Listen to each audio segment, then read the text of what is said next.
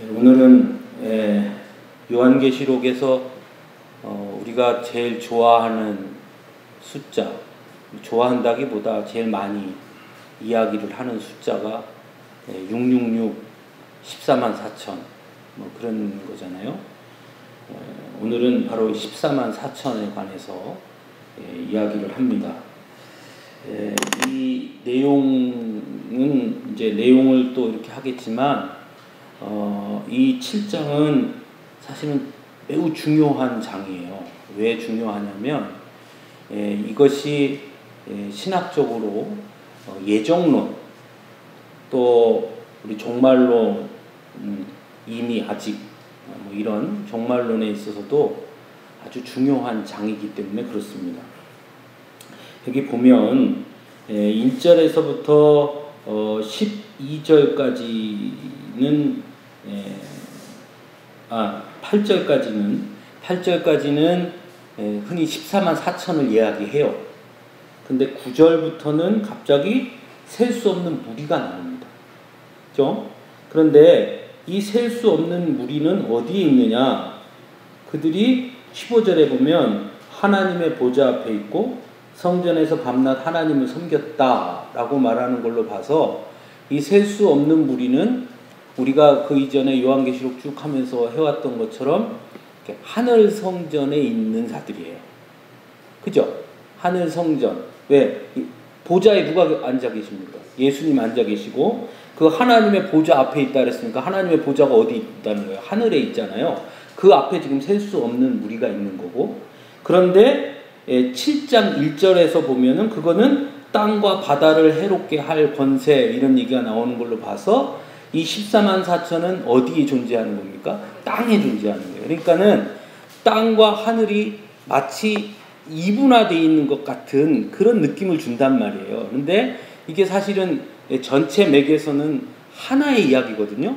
그러니까 그러다 보니까 이것을 우리가 좀 잘 이해하지 않으면 뭔가 이렇게 구분되어 있는 것처럼 이해하고, 그래서 우리가 자꾸 뭐 7년 대환란 뭐 이런 얘기들이 나오고 뭐 휴거 이런 얘기들이 나오는 이유가 그것을 구분해서 봐서 그래요. 근데 그걸 구분해서 보는 거는 뭐 그렇게 이해할 수도 있고 해석할 수도 있는데, 우리가 갖고 있는 신학이라는 것이 있잖아요. 우리 교리, 큰 틀, 그 틀하고 안 맞아요. 그렇다면 교리를 바꿔야 돼요.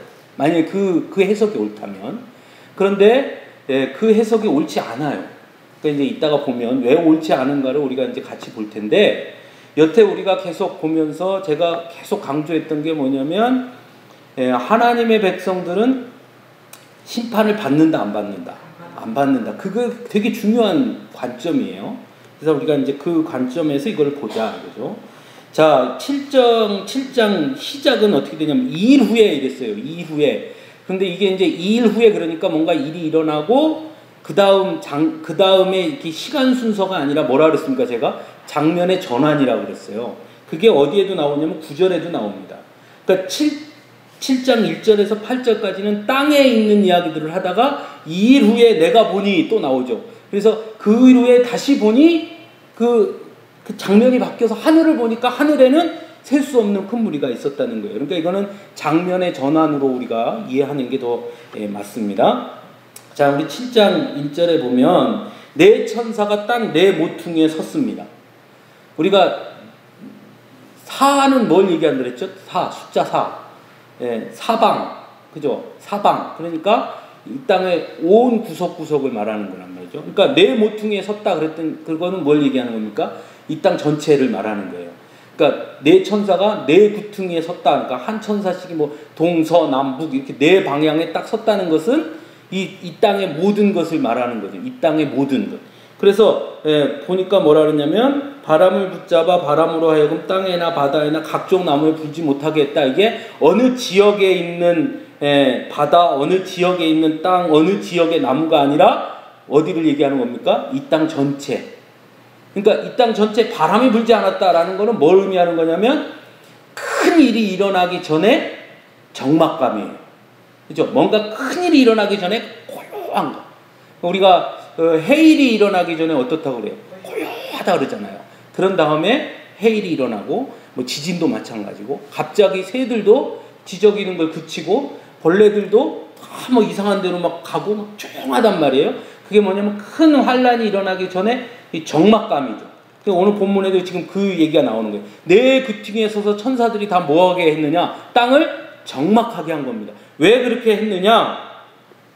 그것은 뭐냐면 2절에 보면 2절 3절에 보면 땅과 바다를 해롭게 할 권세를 받은 네 천사. 그렇죠? 예, 그러니까 다른 한 천사. 이 네 천사 말고 다른 한 천사가 등장을 해요. 그러니까 총 천사가 몇이에요? 5이에요. 이 네 천사는 딱 네 모퉁이로 서 있는데 이 네 천사가 무슨 권세를 받았냐면 땅과 바다를 해롭게 할 권세를 받았어요. 그러니까 지금 뭐냐면 땅과 바다에 뭘 하려고 했냐면 이제 심판을 하려고 딱 준비하고 있는데 그때 한 천사가 딱 등장해서 네 천사한테 뭐라 그러냐면 야 잠깐! 잠깐! 그래서 2절에 다른 천사가 뭘 갖고 왔다 그럽니까? 하나님의 인을 가지고 와서 이 해돋는 데부터 올라와서 땅과 바다를 해롭게 할 권세를 받은 네 천사들한테 3절에 뭐라 그럽니까? 우리 하나님의 종들의 이마에 인치기까지 땅이나 바다나 나무들을 해하지 말라. 그러니까 네 천사가 지금 심판을 하려고 하는데 한 천사가 딱 와서 잠깐! 했어요. 손에 뭘 쥐고요? 하나님의 인을 쥐고. 뭐라 그랬습니까? 야, 내가 하나님의 사람들에게 인치기까지는 뭘 지어내라. 심판을 지어내놔라. 이러고 한 천사가 말했어요. 그래서 다시 4절에 인침을 받은 그러면 누가 인침을 받았나 하고 수를 들어보니까 그 수가 몇 명이었다는 거예요? 14만 4천 명인데 그 14만 4천 명이 유다 지파 중에 1만 2천, 루반 지파 중에 1만 2천 이렇게 쭉 해서 12지파에 1만 2천 명씩 해서 14만 4천 명이더라는 거예요. 그죠? 그게 지금 어디까지 내용이냐면 8절까지 내용이에요. 전체 내용이. 그러니까 네 천사가 네 모퉁이에 서서 심판하려고 했는데 한 천사가 와서 하나님의 사람들이 인칠 때까지 잠시 지연했단 말이죠. 우리가 여기서 두 가지를 알 수 있어요. 첫째, 이 땅에 있는 사람들은 심판을 피할 길이 없어요. 왜? 천사가 네 모퉁이를 다 지키고 있으니까. 땅, 바다, 나무 뭐 다. 그러니까 이 땅에 있는 사람들은 심판을 피할 길이 없다. 그런데 또 거꾸로. 그러나 하나님의 인을 칭을 받은 사람 14만 4천 명은 심판을 받지 않는다. 왜? 잠깐 기다려라. 이 사람들 인치해야 된다. 그건 무슨 얘기냐? 이 사람들은 심판을 받지 않는다는 거예요. 이 심판을 받지 않는 사람이 몇 명이라고요? 14만 4천 명인데 14만 4천 명을 따져보니까 12지파 곱하기 12,000명이에요. 12,000명. 그럼 그거를 나눠보니까 12 곱하기 12 곱하기 1000이에요. 그죠? 12,000명은 12 곱하기 1000이 12,000명이죠. 그죠? 그런데 우리가 레위기나 민수기에 보면 하나님께서 이스라엘 백성들을 계수하라고 그래요. 계수해라. 그래서 계수를 해요. 왜 계수하라고 그럽니까? 이 계수하는 목적이 뭐예요? 왜 이스라엘 백성들을 지파별로 다 수를 세는 목적이 뭡니까? 이 레위기, 민수기에 쭉 여호수아에도 계수를 해요. 그 계수하는 목적이 뭐예요? 네, 전쟁을 치르기 위해서. 누구를 계수합니까? 20세 이상을 계수해요. 누구만? 남자만. 뭐 하려고? 전쟁을 치르려고. 그래서 전쟁을 치르기 위해서 하나님이 세운 이스라엘 군대 조직이 있어요. 그게 뭐냐? 10부장. 그 다음 100부장. 그 다음 1000부장. 그럼 1000부장 위에는 있어요? 없어요? 1000부장이 없어. 10부장, 100부장, 1000부장. 1000부장이 제일 큰 단위예요. 단위. 그러니까 이스라엘 백성들 군대의 최고 큰 단위가 뭐라고요? 1000부장. 우리 식으로 하면 우리 군대로 얘기하면 뭐 소대, 대대, 연대, 뭐 사단 뭐 이렇게 가잖아요. 그죠? 그것처럼 제일 큰 단위가 뭐냐면 1000이 1000. 다시 말하면 우리 지금 우리나라 사람 우리의 머릿속에 돈의 단위는 어디까지 올라가 있냐면 조까지 돼 있어요. 조. 우리 텔레비전이나 뉴스에 보면 조가 잘 나와. 그죠? 뭐 누가 뭐 했는데 뭐 4대강을 해갖고 몇 조를 들어봤네. 뭐 몇 조가 뭐 했네. 우리는 다 조 단위. 근데 제가 어렸을 때는 제일 많은 돈이 얼마인 줄 알았냐면 100만 원인 줄 알았어요. 그래서 100만 원 생기면 뭐 할래? 그러면 차 사고 집 사고 뭐 내가 맛있는 거 다 사주고 뭐 100만 원 있으면 엄마 집도 사주고 그런다고 생각했단 말이에요. 그럼 뭐냐면 제 머릿속에 가장 큰 단위가 뭐예요? 100만 원인 거예요. 그러면 이때 당시에 이스라엘 사람들의 수의 가장 큰 단위는 뭐였냐면 천이에요. 천. 그래서 천부장까지 있는 거예요. 그러면 자 14만 4천 명은 12는 뭘 의미해요? 12지파 곱하기 12는 또 뭘 의미해요? 12 사도 곱하기 1000은 뭘 의미해요? 가장 큰 수. 네. 가장 큰 수라는 건 뭐냐? 꽉 찬 수. 그렇죠? 가장 큰 수라는 건 뭐냐면 꽉 찬 수. 그러니까 하나님이 인을 치시는데 빼놓는 사람이 있다 없다? 없다. 하나님이 택하신 사람들은 한 명도 빠뜨림 없이 완전하게 꽉 찼다. 그게 의미하는 게 14만 4천이에요. 진짜 한 명, 두 명, 세 명 이렇게 셔가지고 14만 4천 명이 아니라 구약의 하나님의 택하신 백성들의 대표수, 신약의 사도들의 대표수, 그리고 가장 많은 수의 대표 1000. 그러니까 이건 뭘 의미하느냐? 하나님이 택하신, 하나님이 선택하신 수의 완전수. 하나님의 선택한 사람들은 완전하게 뭐 된다? 구원받는다. 한 명도 빠트림이 없이. 그게 14만 4천이에요. 그 신천지처럼 한 명, 두 명 세가지고 14만 4천 명 다 찼는데 지금 14만 4천 명 다 찼거든요. 14만 4천 명이 다 찼어요. 신천지가 지금. 그래가지고 어떻게 바꿨느냐? 14만 4천 명이 다 찼는데 진짜 14만 4천 명이 아니라는 거예요.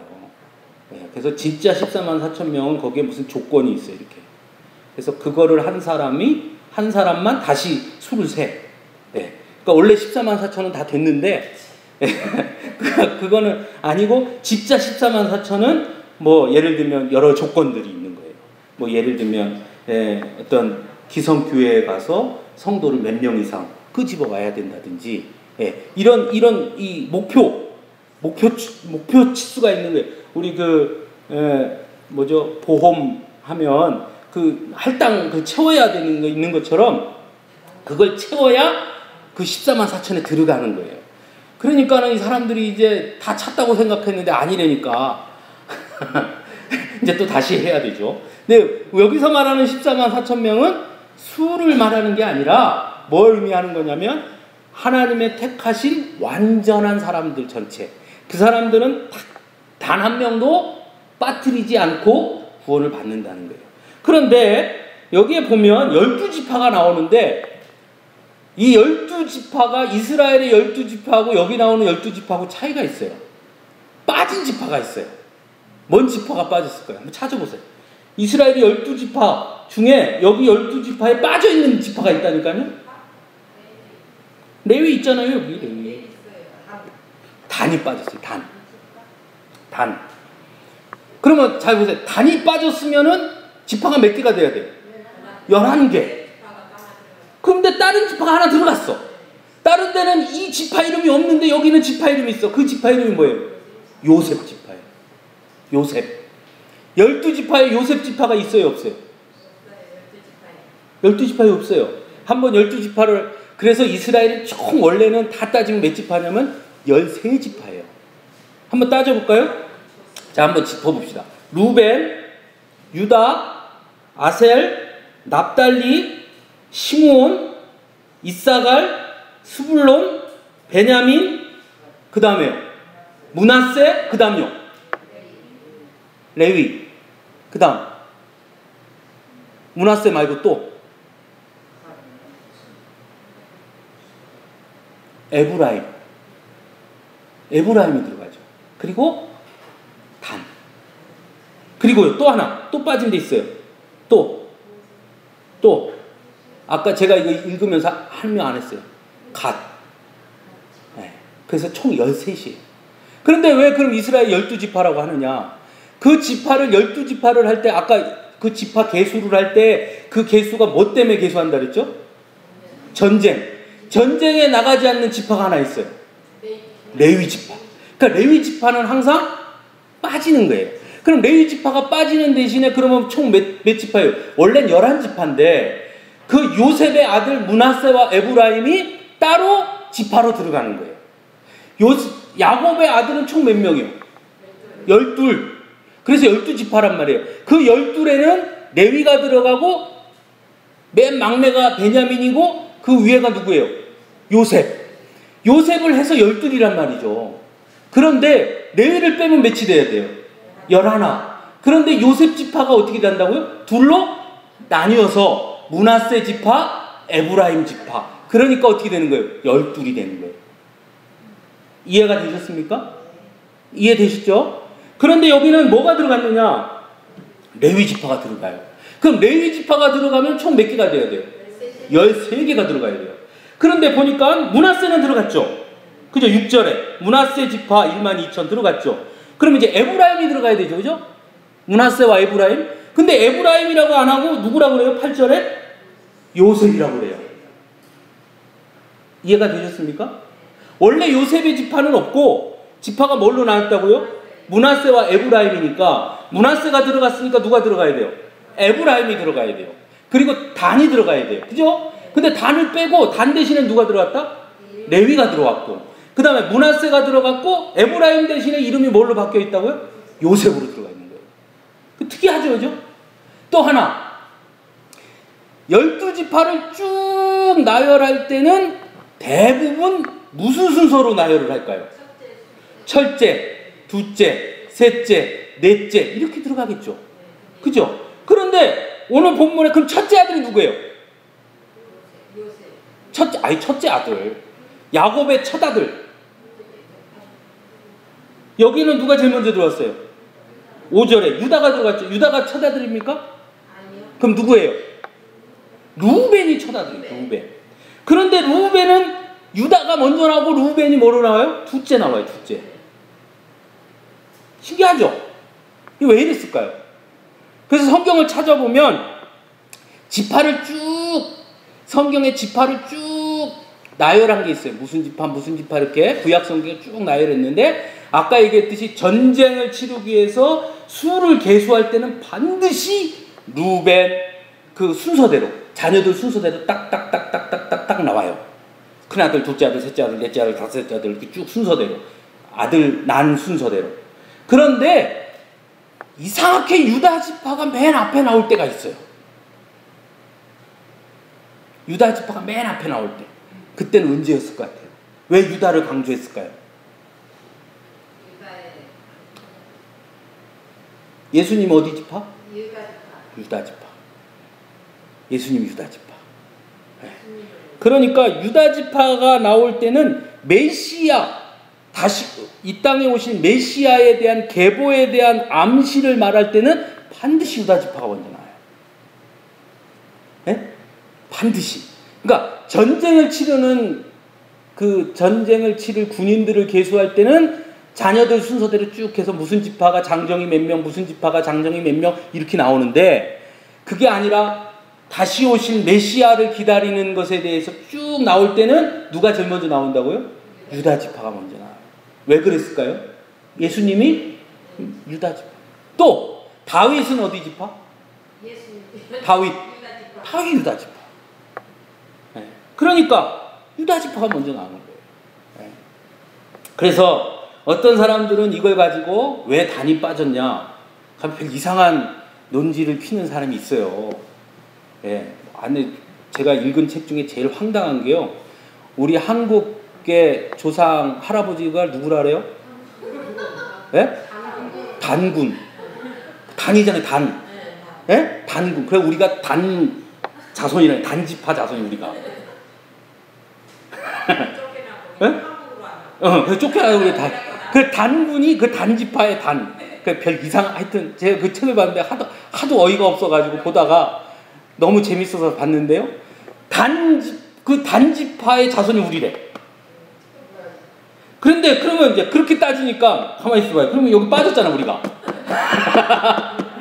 그 우리 빠졌어. 이게 왜 빠졌냐? 그러니까 또 왜 빠졌느냐? 우리나라 이단이 제일 많아. 이제 그런 뜻이 아니라 의미를 두는 거예요. 일단 유다 지파라고 한 것은 곧 하나님의 택하신 선택받은 메시아 그 상징을 말하는 거고요. 그 다음에 레위 지파를 집어넣은 것은 레위 지파는 뭐 하는 지파예요?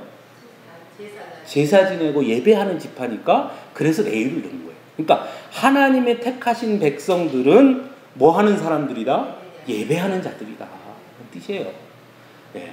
그런 의미에서 들어가는 것이지 그렇게 하다 보니까 단이 빠져 있는 거지 진짜로 무슨 우리가 단군 자손이어가지고 그런 어떤 너무 큰 의미를 둘 이유가 없어요 여기에. 예, 그래서 그런 뭐 이상한 그런 얘기를 하는 사람들이 있더라고요. 하여튼 저도 보면서 웃었는데 그런 게 아니고요. 그 다음에 또 오늘 본문에 보면 이 본문을 5절에 보면 5절부터 8절까지 쭉 얘기할 때 이렇게 얘기할 수 있잖아요. 유다 지파의 인침을 받은 자가 뭐 12,000이요. 또는 유다 지파가 12,000이요. 루벤 지파가 12,000이요. 갓 지파가 12,000이요. 이렇게 해도 되는데 거기에 꼭 뭘 집어넣냐면 지파 중에 했어요. 지파 중에. 그럼 이 말은 뭐예요? 유다 지파는 다 된다? 아니야. 그러면 루벤 지파는 무조건 다 된다? 아니라는 거예요. 이게 되게 중요한 단어예요. 그 중에 택함 받은 자. 그러면 이 하나의 말로서 뭘 의미하는 걸까요? 요한이 이걸 얘기해주면 그때 당시에도 유대인들이 있었잖아요. 유대인들이 뭐라고 생각했어? 우리는 다 구원받아. 이렇게 했는데 유대인이라고 다 받는 게 아니다. 유대인 중에 택함 받은 자. 그러면 유대인 중에 택함 받은 자는 유대인이면서 뭐한 사람? 예수 그리스도를 고백한 사람. 쉽게 표현하면 유대인이면서 기독교인이겠죠. 그렇죠? 그러니까 유대인 중에는 유대교인들도 있잖아요. 그죠? 여러분 세계에 종교가 많잖아요. 그 중에 아브라함의 종교라고 말하는 종교가 있어요. 그러니까 조상이 다 아브라함이에요. 그게 세 개가 있어요. 하나는 우리는 믿음의 조상이 누구예요? 아브라함. 기독교. 유대교의 조상은 누구예요? 아브라함. 이슬람교의 조상은요? 그것도 아브라함. 그래서 이게 아브라함 종교라고 해요. 세 종교. 그러면 이 세 종교, 기독교는 빼고, 그러면 아브라함의 종교니까 유대교와 이슬람교 두 개가 있잖아요. 아브라함은 똑같아. 시작은. 그런데 유대교는 아브라함에서 누구로 간 거냐면 이삭에게 간 거예요. 그래서 아브라함의 자식 중에 이삭의 자손만 구원받은 우리만 택함 받았다 라고 말하는 거고, 이슬람교는 이삭이 왜 장자야 임마. 이스마엘이 장자지. 이스마엘이 처다들이지 왜 이삭이 처다들이야. 그럼 유대교에서 뭐라, 거기는 첩의 아들이고 본 아들은 이삭이니까 이삭이 처다들이야. 이슬람교에서는 그런 게 어딨어. 그래서 둘이 싸우는 거예요. 그러니까 똑같이 근데 위로 올라가면 누구는 같아요? 아브라함. 그러면 한번 잘 생각해 봅시다. 하나님이 아브라함을 택했습니까? 물론 성경에는 아브라함을 택했고 그 다음에 그 아브라함 다음에 누구로 간 거예요? 이삭에게 갔지만 맨 원초적으로 누구 선택한 거예요? 맨 처음에 아브라함. 이해되십니까? 아브라함을 처음에 선택해. 하나님이 창세기 12장에 아브라함을 선택했잖아요. 그 아브라함을 선택했고 그 다음에 이제 벌어진 일이 이스마엘을 낳고 그 다음에 하나님이 그거 아니야. 그래서 이삭 이렇게 됐죠. 그런데 이슬람교에서는 그거 아니야를 인정을 안 하니까 아브라함을 선택했으니까 아브라함 자식은 다 선택받았다 라고 주장을 하면, 그러면 누구까지 싹 되는 거냐면 아랍 민족은 다 한 거죠. 그죠? 아랍은 다 아브라함의 자손이니까 아랍. 이스마엘까지. 그죠? 근데 이 요한은 뭘 얘기하냐면 그것도 저것도 아니고 그 중에 누구를, 예수를 그리스도로 고백하는 사람. 그래서 맨 앞에 5절에 누구 지파가 나오는 거냐면 유다 지파가 나오는 거예요. 왜? 유다 지파가 누구의? 예수님. 말하는 거예요. 그래서 우리가 이걸 3대 종교라 그래요. 그러니까 아브라함의 종교라 그래요. 기독교, 유대교, 이슬람교. 이게 다 아브라함을 어쨌든 조상으로 섬긴다. 이렇게 이제 얘기하는데요. 그 의미가 좀 다르죠. 유대교나 이슬람교는 조상이라고 할 때 그 조상이 뭐의 조상이냐면 혈통적 조상을 말하는 거고, 우리는요. 우리는 믿음의 조상을 보는 거고. 조금 차이는 있지만 어쨌건 그렇게 있다 이거죠. 자, 이제 그래서 여기는 지금 이 14만 4천 명은 지금 어디에 있어요? 땅에 있습니까? 하늘에 있습니까? 땅 네 모퉁이에 서 있고, 그 땅에 있는 사람들한테 지금 천사 하나가 도장을 가지고 인을 치러 다니는데, 인친 사람이 몇 명? 14만 4천 명. 네, 천사가 14만 4천 명 도장을 막 찍은 거죠. 무진장 바빴겠죠? 그러니까 이게 실제 수가 아니라는 거예요. 물론 쳐져라! 그럼 저절로 확 쳐졌다. 뭐 이렇게 할 수도 있겠지만, 그게 아니다 이 뜻이에요. 하나님의 택함 받은 사람들, 그들은 지금 어디에 있는? 땅에 있는. 그러니까 아까 얘기했죠. 2절에 땅과 바다를 해롭게 할 권세를 받은 네 천사가 있는데, 그 천사들이 3절에 이마에 인치기까지 땅이나 바다나 나무들을 해하지 말라. 그러니까 이 네 천사가 땅이나 바다나 나무들을, 이 땅에 있는 모든 사람들을 심판하려고 서 있는데, 그 중에 땅에 있는 사람들 중에 하나님의 인침을 받은 14만 4천 명은 잠깐 놔둬라. 이 사람들은 아니다. 한 천사가. 그죠? 이게 지금 어디 상황? 땅의 상황. 자, 그 다음에 9절.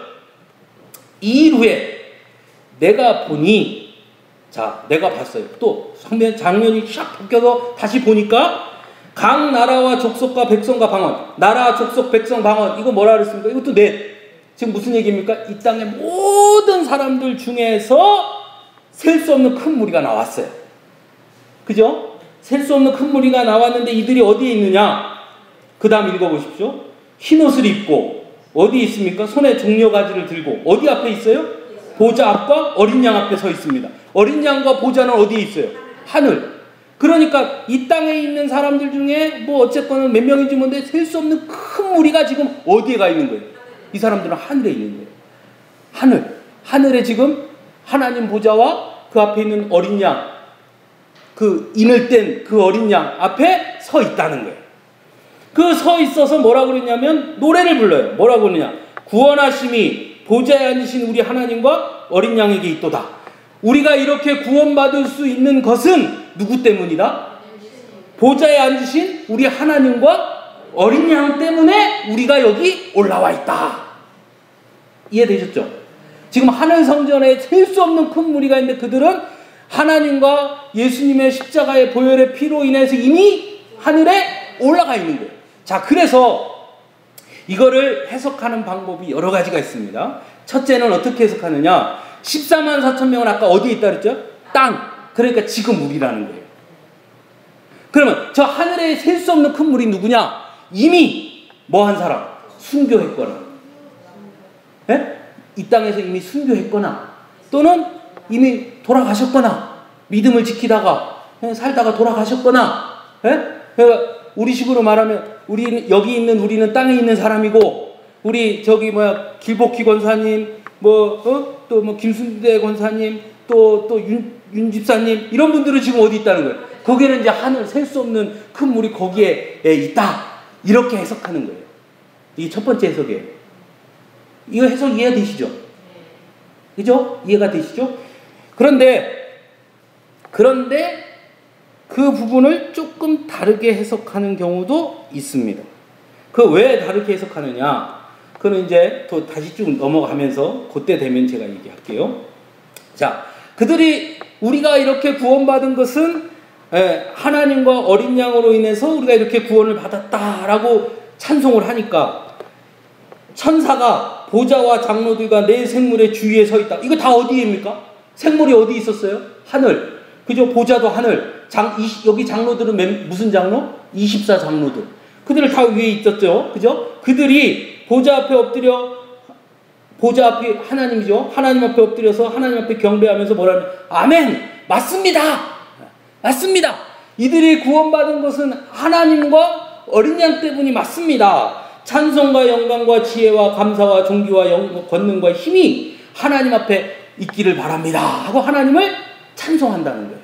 즉 위에는 지금 하늘 보좌에는 지금 뭔 일이 일어나는 거냐? 셀 수 없는 큰 무리가 찬송하고 24장로도 찬송하고 천사도 찬송하고 내 생물도 찬송하고 지금 하늘 보좌에는 뭐가 가득해요? 찬송이 가득한 거예요. 지금 위에 하늘에 지금 찬송이 가득해요. 자, 그 다음에 장로 중 하나가 13절 장로 중 하나가 응답하여 나에게 이르되 이 흰옷 입은 자들이 누구며 어디서 왔게? 이렇게 물었어요. 요한한테 야, 이 흰옷 입은 사람 누구예요? 셀 수 없는 큰 무리. 이 셀 수 없는 큰 무들이 어디서 왔게? 이렇게 물었단 말이에요. 예? 그랬더니 내가 뭐라 했으면 그걸 내가 어떻게 합니까? 그래서 주여 당신이 아시나이다. 그걸 내가 어떻게 알아요? 당신이 알지. 이렇게 됐더니 그가 나에게 뭐라 그러냐? 이는 환난에서 나오는 자들인데 어린 양의 피에 그 옷을 씻어 희게 하였느니라.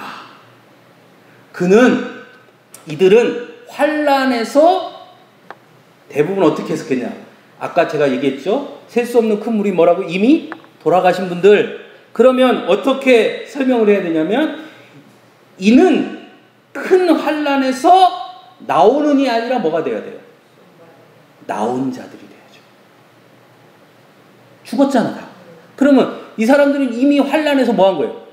나온 거지 이미. 그런데 여기 본문에는 뭐라고 해석했냐면 나오는 이렇게 했어요. 나오는은 다 나온 겁니까? 지금도 계속 나오고 있는 겁니까? 지금 계속 나오는 거예요 지금. 그죠? 그러니까 나온 그러면 완료. 나오는 진행. 네. 우리가 이거 요한계시록 하면서 국어 공부를 열심히 하고 있어요 지금. 완료형, 진행형. 완료는 뭐예요? 끝난 거. 네. 완료는 이미 환난에서 다 나온 자들이다. 그랬으면 이미 끝난 거. 그러면 우리 생각해 봅시다. 환난에서 나온 것으로 끝났으면 나머지는 이제 거기는 끝난 거고 하늘은 이제 끝났고 그럼 지금부터는 다 어디 있는 거예요? 땅에 있는 사람들이죠. 그러면 이들은 어떻게 되느냐? 이게 이제 문제가 되는 거예요. 그래서 예전에는 어떻게 해석했느냐? 그건 이제 끝났고 이 사람들은 2차. 그래서 우리 생각에 뭐냐면 이제 안타깝게도 아직 안 죽었어 내가. 그래서 제가 이제 제가 죽었어 이제. 그럼 제가 어디 갇혀? 무덤에 이제 묻어 이제 저를. 그러면 이 사람은 무덤에 뭐 하고 있냐? 잠자고 있다가 예수님이 마지막 오실 때 무덤이 어떻게 열려? 그럼 그때 나와. 이해되셨어요? 우리가 다 지금까지 그렇게 해석했단 말이에요. 맞죠? 그렇게 해석했단 말이에요. 그러니까 요때까지 죽은 사람, 요때가 언제냐는데 요때까지 죽은 사람은 이미 갔고 그 이후에 죽는 사람은 땅에 있다가 무덤에 들어가 있다가 무덤에서 이렇게 잠자고 있다가 그다가 예수님이 이렇게 다시 재림을 하면 그때 무덤이 열리고 거기서 올라간다. 여러분 휴거라는 영화에는 그렇게 나와요. 영화 보신 거 기억나세요? 하도 오래돼서. 김영자 선생님 그거 보셨어요? 휴거 영화? 안 보셨어요? 그러니까 우리 김영자 선생님 그걸 안 보셔갖고 이해를 더 잘하시는 것 같아요. 왜냐면 그거를 본 사람은 그거랑 계속 헷갈리거든. 그 영화에서 그랬는데 뭐 헷갈리거든요. 영화는 영화일 뿐. 예. 영화는 영화. 영화는 소설을 영화화한 거예요. 성경을 영화화한 게 아니라 어느 작가가 휴거라는 소설을 썼어요. 그 소설을 영화로 만들었어요. 그런데 우리는 마치 그게 성경인 줄 알아요. 아니에요. 그건 소설. 예? 소설. 예. 여러분 얼마 전에 우리나라에서 노아라는 영화가 개봉을 했어요. 보셨어요? 노아. 안 보셨어요? 노아. 그냥 제목이 노아예요. 노아. 예, 노아라는 영화가 개봉을 했어요. 그래가지고 개신교 기독교에서 야, 저 오래간만에 정말 좋은 영화가 나왔다 그래서 사람들이 쭉 갔다가 영화 보고 다 나오면서 인상 나왔어. 인상을 팍 쓰면서 나오고 그러면서 그 다음부터 막 블로그 막 이런 데서 절대 보지 마라 이거 노아 이 영화는 비기독교 영화다. 예? 이렇게 난리를 쳤어요. 그러니까 뭘 생각했냐면 처음 교회 기독교인들이 그 영화를 보러 갈 때는 그 노아라는 영화가 성경을 바탕으로 썼다라고 생각하고서 가서 봤는데 노아라는 영화는 그 영화는 성경에 있는 내용을 가지고 누군가가 그것을 각색을 해서 자기 생각에 맞춰서 노아라는 거를 사람 인물도 그대로 썼고 대충 뭐 홍수 나는 거 뭐 이런 큰 배경들은 그대로 썼지만 중간중간 내용들은 너무너무 다르게 성경과 다른 얘기들로 써놨단 말이에요. 그러니까 맨 처음에 갈 때는 와 이게 기독교 영화야 하고 가서 봤는데 보고 나서 인상 팍 쓰면서 뭐 기분이 나쁜 거예요. 네? 그 나오면서 이거 영화 보지 마라 그런 거예요. 영화는 영화일 뿐. 예. 그러니까 휴거라는 영화도 마찬가지예요. 뭐 어디까지는 소설을 기본으로 쓴 영화예요. 예, 만든 영화. 그러니까 그게 성경이 아니라면 다만 성경에 있는 여러 이미지들을 차용하는 겁니다. 예. 자 어쨌건 그래서 여기 보면 뭐라 그러냐면 나오는 자들이다라는 말은 다시 말하면 지금도 거듭 나오고 있다. 거듭. 네? 그래서 여러분 우리가 얼마나 재밌냐면 우리 말이 얼마나 재밌냐면 우리 정말 재밌어요. 보세요. 자, 우리 교우 중에 뭐 예를 들어서 우리 길복희 권사님들 돌아가셨잖아요. 그러면 가서 우리가 장례식을 치르면서 이제 장로님들도 기도할 때 뭐라고 기도해요? 하나님께서 이미 우리 길 권사님을 하나님의 품에 안겼다. 우리 그렇게 기도해요. 하나님의 품에 안긴 줄 믿습니다. 이렇게 기도하죠. 그러면 아까 무덤에 잠자고 있다며. 그럼 무덤에 잠자고 있으면 뭐라고 기도해야 되냐면 하나님 오늘 우리 길 권사님 돌아가셨으나 지금은 무덤에서 잠자고 계시지만 예수님 다시 오시면 그때 올라갈 줄 믿습니다. 이렇게 하는 게 맞죠. 근데 우리 뭐라고 기도하냐면 돌아가시면 바로 하나님의 품 안에 안긴 줄 믿습니다. 그리고 그렇게 우리 고백하고 그게 맞죠. 그게 맞는 거죠. 그러면 무덤에 잠자고 있다는 건 뭐한 거예요? 틀린 거죠. 이 두 개 같을 수가 없죠. 그죠? 네? 그래서 이거를 주장하면 무슨 일이 생기느냐? 여러 가지 문제가 생겨요. 첫째, 자, 그럼 무덤에 잠자고 있다. 그럼 육신이 무덤에 잠자고 있어. 그럼 영혼은? 그러니까 무슨 얘기냐면 육신은 여기서 자고 영혼은 하늘로 가고. 네. 뭐 이렇게 분리. 자, 영육의 분리는 바벨론 문화예요. 피라미드를 만들죠. 피라미드 왜 만듭니까? 영혼이 분리된다고 믿었기 때문에 그래서 피라미드를 만들고 거기다 미라를 몸을 안 썩게 하는 거예요. 왜? 영혼이 이렇게 가 있다가 나중에 들어와야 되니까. 그래서 우리 개신교도 초기에 화장 못하게 했어요. 왜? 몸이 다 타서 죄를 이렇게 뿌리면은 가야 되는데. 근데 이거는 사실은 기독교 신앙이 아니에요. 왜냐? 다윗의 묘가 있습니까? 다윗이 무덤을 이렇게 만들었어요? 아니에요. 이스라엘은 무덤 문화가 없어요. 그거 어떻게 하느냐? 그냥 우리 성경에 보면 아브라함이 뭘 삽니까? 막벨라 굴을 사요. 그러니까 굴을 사서 굴 안에다가 시신을 잘 이렇게 해가지고 넣어놔요. 그리고 문을 딱 닫죠. 문을 딱 닫아도 뭐 무슨 이렇게 아주 그냥 딱 닫아서 이렇게 봉인하는 하는 게 아니고요. 왜냐? 그거 어떻게 아느냐? 예수님 돌아가셨을 때도 어디 넣었어요? 굴에다 넣었죠. 예수님이 돌아가시고 그 다음날 여인들이 향유하고 이렇게 들고 가면서 뭐라고 말해요? 누가 저 돌을 굴려줄까? 그럼 무슨 얘기예요? 돌을 옮긴다는 거예요. 그러니까 문을 꽉 봉인해서 절대로 못 열게 하는 게 아니라 언제든지 열어요. 그럼 어떻게 되냐? 자, 거기에 처음에 아브라함이 막벨라 굴을 사서 거기다 누구를 장사했냐면 사라를 장사해요. 아브라함이 죽으니까 이삭이 누구를 갖다 넣어요? 아브라함을 또 넣어요. 그런 거예요. 그럼 어떻게 되냐? 그 안에서 그냥 썩어. 또 동물들이 들어가서, 근데 다만 큰 동물들이 들어가서 막 시신을 훼손하지 못하게 하기 위해서 돌로 그냥 막아놓는 겁니다. 네. 그냥 그 안에서 썩는 거예요. 그리고 그냥 없어지고, 또 없어졌으니까 거기다가 또 누구 장사하고, 또 누구 장사. 그러니까 이스라엘은 영혼이 구별된다고 보지 않았어요. 영혼 분리설을 믿지 않았어요. 그들은 그냥 하나라고 보는 거예요. 우리는 하나님이 창조하신 이 육신이 하나다.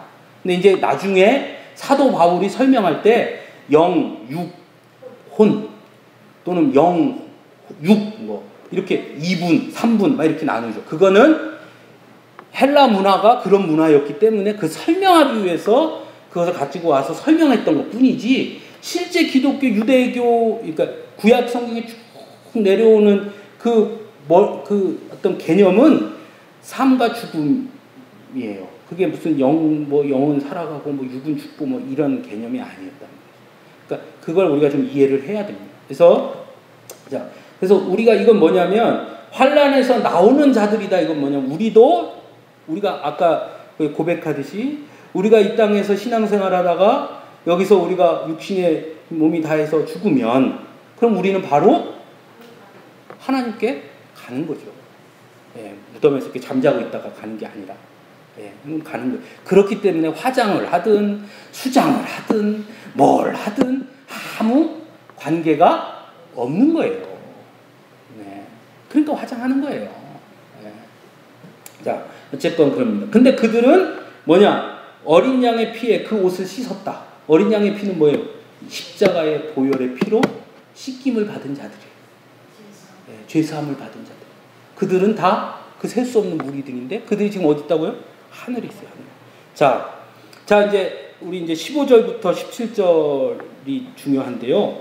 앞에는 땅, 그죠? 14만 4천. 그리고 셀 수 없는 큰 무리는 하늘, 그죠? 이제 이 두 가지를 있는데, 자 15절부터 17절은 그러므로 이렇게 되죠. 그러므로라는 말은 무슨 얘기냐면 14절 어린 양의 피에 그 옷을 씻어 희게 하였으므로 그들이 하나님의 보좌 앞에 가 있다는 거예요. 그러면 자 다시 한번 묻겠습니다. 여러분들도 어린 양의 피에 옷을 씻어 희게 된 줄로 믿으십니까? 그럼 우리도 거기 가 있어야지. 그러죠? 당연하죠. 맞아. 당연하죠.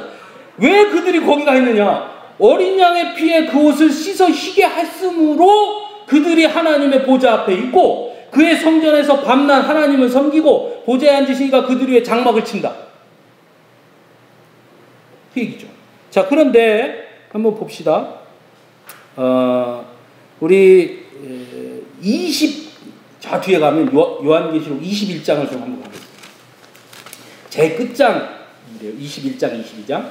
21장, 22장이 뭔 얘기냐면 여러분 성경책에도 써 있는지 모르겠는데 21장 위에 새하늘과 새 땅 이렇게 써 있습니까? 네. 그러니까 21장, 22장이 완전한 승리의 장이에요. 네? 완전한 승리의 장. 그런데 거기에 보면 자 22장 3절 21장 3절 21장 3절 시작. 내가 들으니 보좌에서 큰 음성이 나서 이르되 보라 하나님의 장막이 사람들과 함께 있음에 하나님이 그들과 함께 계시리니 그들은 하나님의 백성이 되고 하나님은 친히 그들과 함께 계셔서 4절 모든 눈물을 그 눈에서 닦아주시니 다시는 사망이 없고 애통하는 것이나 곡하는 것이나 아픈 것이 다시 있지 아니하리니 받음이로라. 자 다시 7장 다시 오십시오. 7장 15절 하나님의 보좌 앞에 있고 하나님이 그들 위에 뭘 친다고요? 장막을 치시리니. 아까 21장에 똑같죠? 그 다음 그 뒤에 그들이 다시는 줄이지도 아니하고 목마르지도 아니하고 해나 아무 뜨거운 기운에 상하지도 아니하고 17절 모든 눈물을 씻어 주실 것입니다. 즉 마지막 완전한 승리의 모습들과 지금 여기에 있는 셀 수 없는 큰 무리의 모습이 동일하게 일치합니다. 일치. 즉 무슨 얘기냐? 21장, 22장은 이제 중간에 이렇게 가면 요한계시록 쭉 가면 그 하늘 성전이 땅에 임해요. 하늘에 있는 성전이 땅에 그대로 임한다고요. 예. 그러면 그때 완전한 승리가 이루어지고 그때 그 사람들이 이런 영광을 거두게 된다는 거예요. 근데 그 영광을 거두게 되는 게 위에 셀 수 없는 큰 무리의 모습과 동일한 거죠. 그러니까 이거는 이 7장은 어떻게 보는 게 맞느냐. 이 땅의 모든 사람들은 하나님의 심판을 피할 길이 없다. 이게 첫 번째 주제예요. 두 번째 주제. 그러나 하나님의 인침을 받은 자들은 14만 4천. 하나님의 택함을 받은 자들은 하나님이 완전하게 한 명도 빠짐없이 완전하게 후원하신다. 그걸 뭐라고 표현하는 거냐면 신학적으로 그 예정론이에요. 하나님이 예정하신 걸 이루신다. 다 모든 사람 완벽하게. 나 하나 혹시 빠지는 거 아니야? 쉬다가 쉬다가 우리 저 하나님이 이름 부르다가 이름 중에 김현희, 김현순 뭐 여럿이 있을 거 아니에요. 그래 하도 많아가지고 비슷한 이름이 많아가지고 또 김현순이라는 이름이 얼마나 많겠어. 이름 많이 부르다가 저기 서울의 김현순, 부산의 김현순 뭐 이렇게 하다가 혹시나 빼먹으면 어떡하지? 이런 걱정 안 해도 된다 이거예요. 왜? 완벽하게 다 된다. 다 된다. 완전하게 다 채우신다. 뭐한 사람을요? 하나님이 택한 사람은. 그런데 그 사람들은 지금 땅에 있는데 땅에 있는 사람이 14만 4천 명인데 천은 뭐라 그랬어요? 많은 수, 완전한 수 꽉 채운다. 근데 그 천은 아까 뭐의 단위라 그랬습니까? 10부장, 100부장, 1000부장. 뭐의 단위? 군대의 단위. 그러니까 이건 뭐냐? 이 땅에서 싸우는 공동체. 전투하는 공동체. 이 땅에서 끊임없이 누구랑 싸워요? 네, 사단과 싸우는. 더 직접적으로 표현하면 로마와 싸우는. 황제 숭배와 끊임없이 싸우는. 그럼에도 불구하고 하나님이 그들을 어떻게 하신다? 택하셨다. 그러니까 뭐 하지 마라? 염려하지 마라. 자, 두 번째. 하늘, 셀 수 없는 물. 무슨 일? 그러나 너희가 지금 이 땅에서 그렇게 싸우고 있으나 너희가 궁극적으로 어디? 하늘 성전에서 셀 수 없는 무리와 함께 찬송할 그 영광의 자리가 이미 임했다. 사도 바울이 뭐라 그랬습니까? 너희의 시민권은 어디에 있다? 하늘에 있다. 같은 얘기. 우리는 이 땅에서 전투하는 공동체로 살지만 이미 우리는 하늘에서 하나님의 찬송을 부르며 하나님과 함께하는 그 영광의 자리에 우리는 이미 서 있다. 그것을 본문에서 보여주고 있습니다. 그래서 이거를 조금 더 유식한 말로 표현하면 14만 4천 명은 특수성이라 그래요. 누구나 다가 아니라 제가 자주 하는 말인데 누구든지 예수를 믿기만 하면 구원을 받으나 아무나 받는 게 아니다. 무슨 얘기입니까? 누구든지는 뭘 의미해요? 누구든지 보편성. 누구나 다. 그러나 아무나 받는 건 아니다. 특수성. 특수한 사람. 누구든지 열려 있으나 그러나 아무나 받는 게 아니다. 예수님을 구주로 고백하는 자만 받는다. 그래서 이거를 14만 4천 명은 특수성. 셀 수 없는 큰 무리는 누구라고 이렇게 지정되어 있지 않으니까 그건 뭐냐? 보편성. 이 땅의 모든 사람, 각 나라와 백성과 방언과 족속 모든 사람들이 다 구원받을 수. 그러나 그렇다고 해서 다 아무렇게나 해서 구원받는 게 아니라 그러나 뭐 해야만? 예수님을 구주로 고백해야만. 이제 이해되셨습니까? 이 두 가지를 같이 설명해 주고 있는 겁니다. 그러면 우리가 이 본문을 통해서 뭔 생각을 해야 될까요? 뻔하죠. 나는 구원하심이 보좌에 앉으신 우리 하나님과 어린 양에게 있는데 나는 그 어린 양의 보혈의 피로 씻음을 받았으니 나는 구원받은 백성이죠. 구원받은 백성은 심판을 받는다 안 받는다? 안 받는다. 왜? 잠깐 스톱 했잖아요. 스톱. 한 천사가 스톱! 그죠? 목사님 그게 뭔 말입니까? 사는 게 힘들어 죽겠는데 지금 마지못해 지금 살고 있는데 그게 뭔 말입니까? 그런 뜻이 아니라 삶은 다 고단한 거예요. 삶은 고단한 겁니다. 그래서 그 말씀에서 우리가 희망을 얻고 소망을 얻고 힘을 얻을 수 있기를 바랍니다.